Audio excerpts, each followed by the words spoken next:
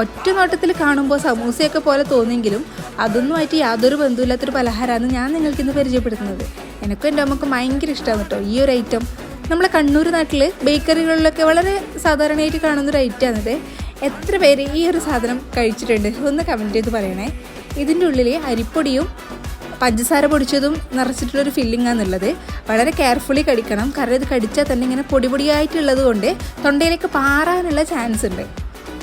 Sweet ആയിട്ടുള്ളൊരു ഐറ്റമാണ്. മധുരം ഇഷ്ടപ്പെടുന്ന ആൾക്കാർക്ക് തീർച്ചയായിട്ടും ഈ ഒരു പലഹാരം ഇഷ്ടമാവും.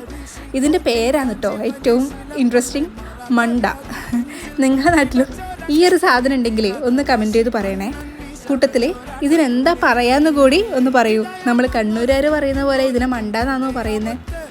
അപ്പോൾ ഇത്തരത്തിലുള്ള വെറൈറ്റി പലഹാരങ്ങളും നിങ്ങളുടെ നാട്ടിലുണ്ടെങ്കിൽ അതും കൂടി ഒന്ന് കമൻറ്റ് ചെയ്യാൻ മറക്കല്ലേ. അപ്പോൾ ഇന്നത്തെ വിശേഷങ്ങൾ ഇത്രയേ ഉള്ളൂ. ഇഷ്ടമായ ചാനൽ ലൈക്ക് ചെയ്യാനും ഷെയർ ചെയ്യാനും സബ്സ്ക്രൈബ് ചെയ്യാനും മറക്കല്ലേ. നല്ലൊരു വീഡിയോ ആയിട്ട് വീണ്ടും